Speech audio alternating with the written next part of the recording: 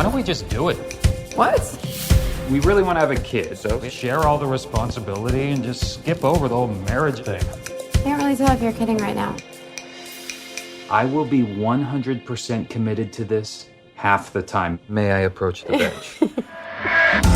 Okay, now I feel like I can really identify with this movie. Yeah? Because honestly, I'm old enough where most of the people I grew up with, my close friends, have in fact gone on to have kids of their own. They've repopulated. Yeah, they have recreated themselves, and some more than that. Shame on you. It's like a bloody Xerox machine down there. Exactly. Yeah. And I'm the guy who hadn't. And you Yeah. watch them sort of grow into their own worlds, and you don't want to grow apart, but you do. You know, you can't help it. This movie kind of focuses on like the two friends who, like the male and female friends who are watching all their friends go off and start to do that to form their own lives and the Yeah. problems that are associated with having families.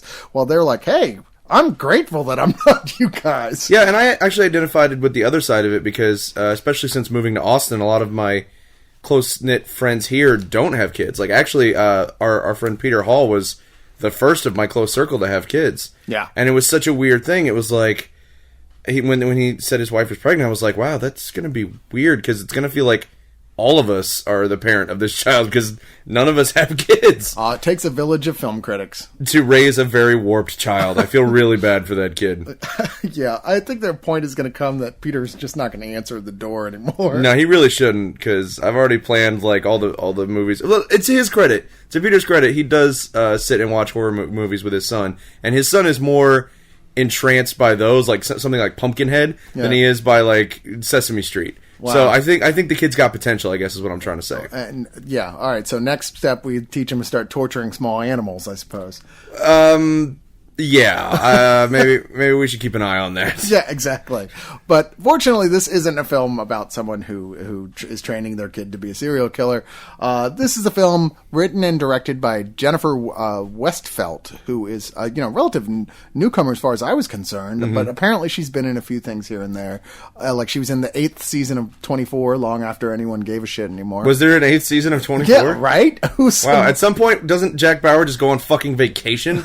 Yeah, well, Like it can't just be a bad week. It has to go to an 8th day. Come on. well, now he's on permanent vacation. But actually, Jennifer is as Wikipedia says, the partner of John Hamm. The partner. Which at first I was like, wait, they do that now? You're teamed up with someone? That's super gay. Yeah, and it's weird to say because it's a man and woman combo, and yet they're using... Wow, that's weird. I thought that was a term that was like gay owned. Yeah, I thought... like that's our word. You can't use that. Yeah, why are they requisitioning it? That's not fair. Yeah, I don't think it's fair either. But anyway, that's what they are apparently. They have gay sex together. I'm just going to say this right now. I would have gay sex with John Hamm.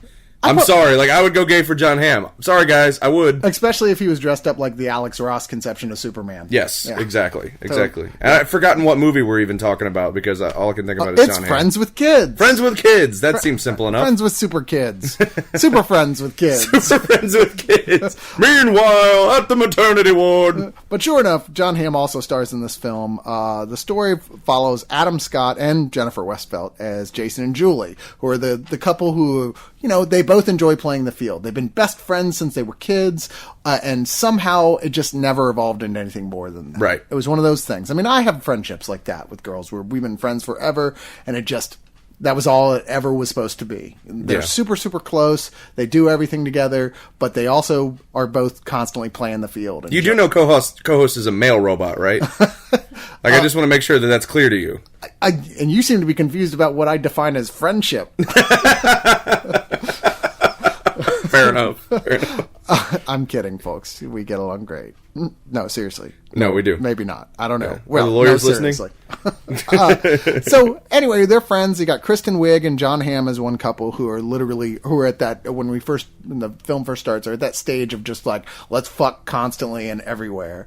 Don't know what that's But other like. people. They're not, that's the thing. It's like you said, like they're not involved with each other romantically at all. Yes. Like they keep this kind of interesting distance from one another, and it's one of those things that actually makes the movie a little less like a traditional rom-com, right? Because you don't get the idea right from the beginning that they should be together, they're destined to be. they don't really feel like they connect at first. And You don't really want them to be And you together. don't, exactly. They're so happy with the way things are. But everybody else, these old friends, like they used to be one big friends group, and they are pairing off the other friends. So everyone's kind of looking at them, sort of like should they, shouldn't they? Yeah. Like I said, Kristen Wiig, John Hamm, they were all friends. They're paired off now. They're fucking all over the place. Maya Rudolph and Chris O'Dowd are, they've been a couple for a little while, and they're already starting to like snipe at each other a little bit. And the movie begins, and the reason it identified with it is the movie begins with, Chris O'Dowd and Maya Rudolph, that couple announcing that they're pregnant. And they are the first of that group to have kids, so it's just kind of a shock to everybody else. Yeah. And that, of course, The dynamic is completely different at that moment. Exactly. And it gets Jennifer Westfeld's character thinking about, well, I want to have a kid, I do, but I don't want to have to go through all the trouble of meeting somebody, and I'm already like this age, and she realizes that what she really wants is to be a divorced mom.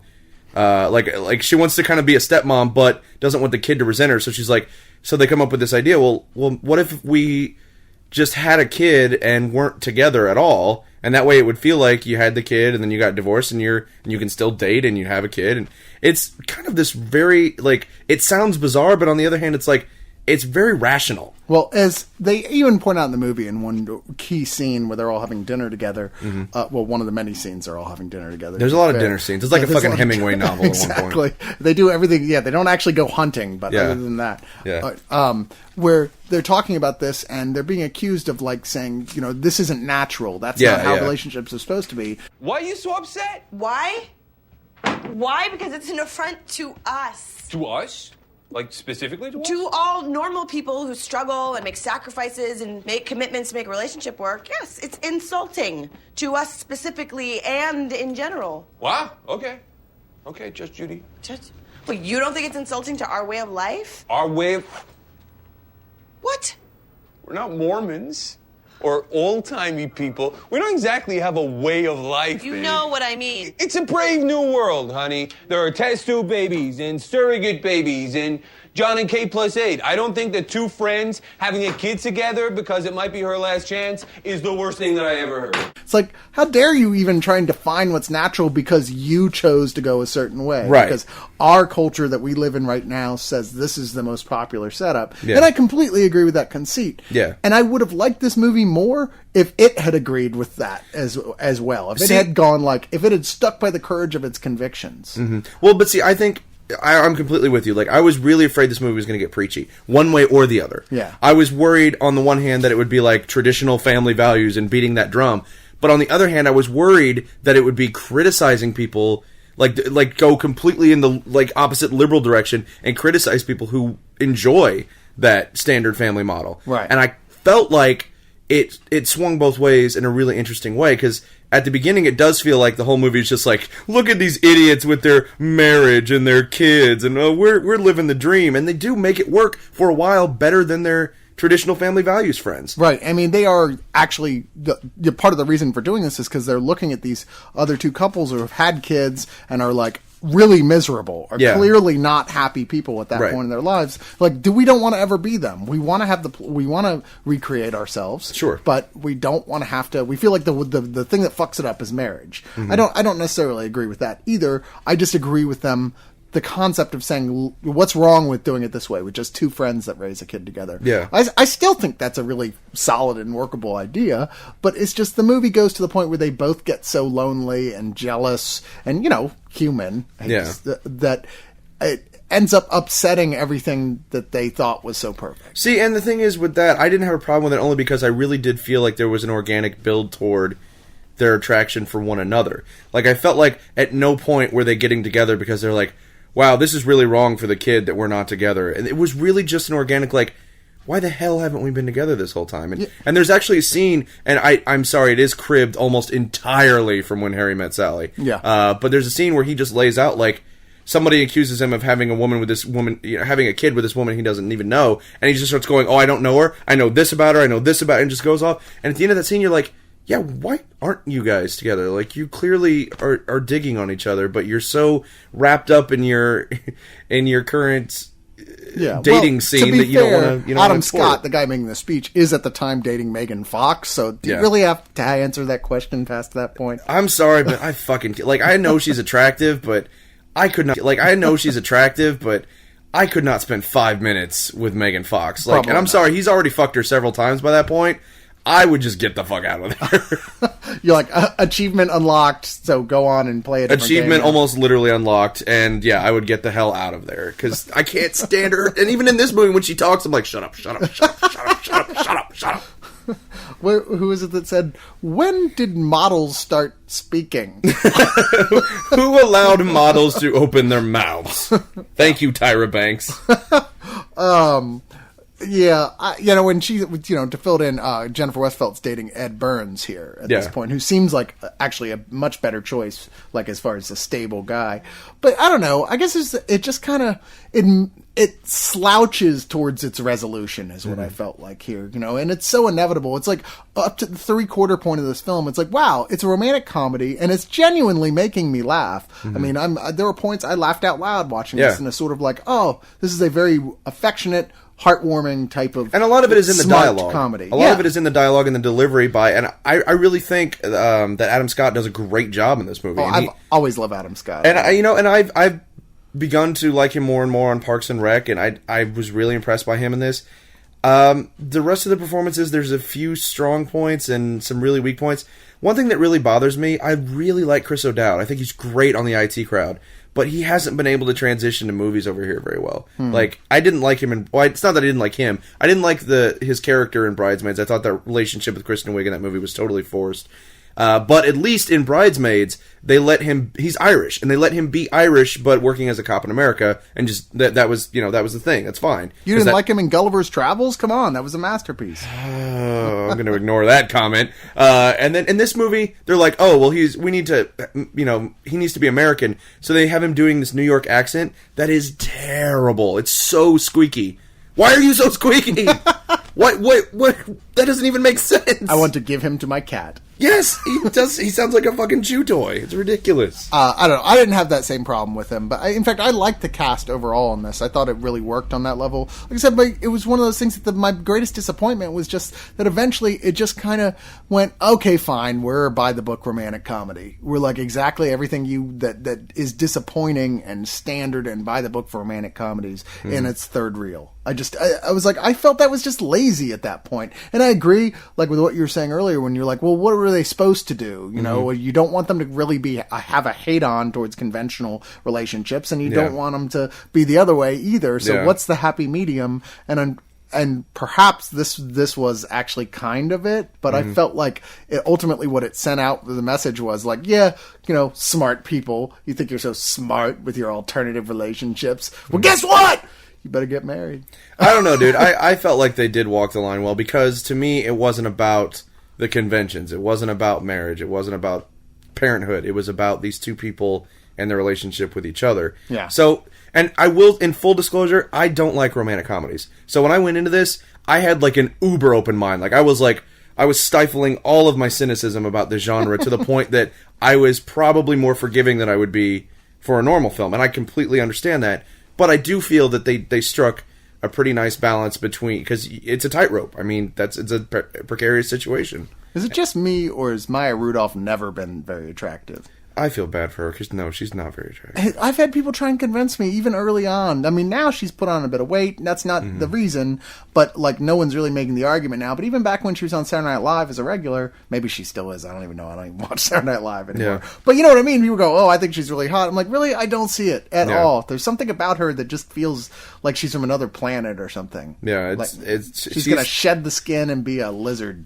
Yeah, she does look like something that would come out of the ship after you play a few notes on your keyboard. But but yeah, I kind of feel bad for her, because I feel like that's okay. Part of that is like you have fucking Megan Fox in the same movie as Maya Rudolph, like at the same table. Like, that's not fair. That's totally Give Maya Rudolph a break. Yeah, but even with Kristen Wiig is a great example of like a female comedian who is incredibly. She is so hot. And yeah, I think everybody's into that. I didn't even like Bridesmaids, and I still like Kristen Wiig. She's absolutely fantastic. Super and cute. I think even with Megan Fox in the room, that didn't bring her down at all. Whereas Maya Rudolph just slouched off like Gollum.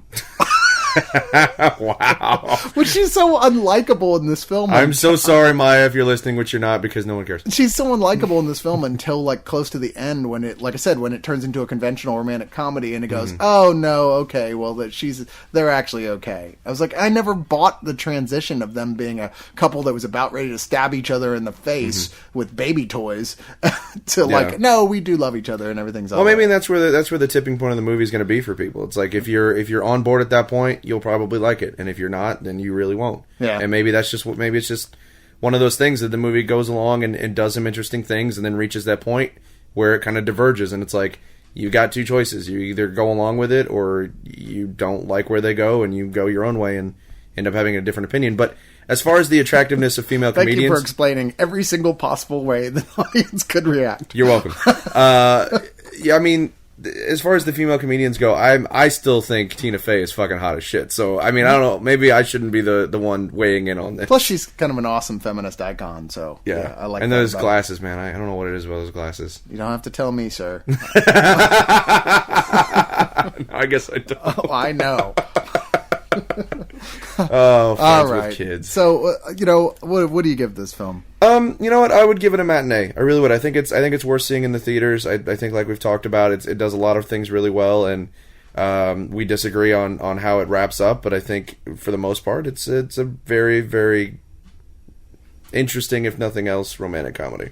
I agree with you. It's a matinee, and it's a offbeat romantic comedy. It certainly strikes a lot of chords that you don't expect from most of it. It goes a very different direction, and it doesn't fall into the same sort of, for most of it anyway, like really predictable traps of like he said, she said, misunderstanding, Three's Company bullshit that pretty much every single one that comes out these days does. Yeah. I mean, there's none of that normal rom-com just for the ladies printed anywhere on this. It's kind of a thinking person's romantic comedy, which, like I said, makes it even more sad to me that I felt like they just kind of gave up in the third act. Yeah, that MacGuffin moment, the rom-com MacGuffin that we see in every film, is earned in this movie. I feel like it's a legitimate character situation. It's not, oh, I saw a text message on your phone from somebody, I misinterpreted it, instead of talking to you, I just left. Yeah. I fucking hate that. Oh, yeah, absolutely. Oh, that drives me up the wall. Well, It's like, 'cause have a then 5-minute conversation, you don't need the third act. Because then you're like, hey, I've dated that person, and I'm so glad I don't date them anymore. It's like, why would they even bother to go back to them if they can't have a 5-minute conversation with them and go, oh no, you misunderstood, here's what's really happening. It's like, hey, Hollywood, how about you give us characters to root for who aren't incredibly shallow and self-involved? Don't let machines write your fucking scripts for you.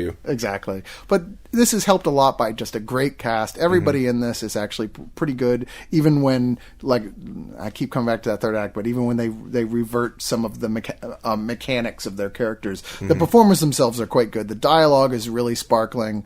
I look forward to seeing what Jennifer Westfeld, whatever she works on next, because this was a solid debut of a film. Absolutely. So, yeah, and to that one friend of mine out there, and you know who you are, who we said when we were in our 20s that when we were 40, if we were still, like, didn't have kids, we would get married and have kids. Thanks a lot for going off and having kids with somebody else, bitch. Wow, hold a grudge much? Whatever. Jason Jewell, not everyone thought that this little arrangement was going to work out. Why didn't you guys ever even try being together? Too much familiarity. It's like she's one of my limbs. And that's bad because... There was talk. It might end in tears. He's like a brother. Oh, he's like an annoying dog of a brother. Whose idea was this anyhow? Oh, it's his. Hers. It was yours. Good luck to you guys. I can't wait to see how it all turns out.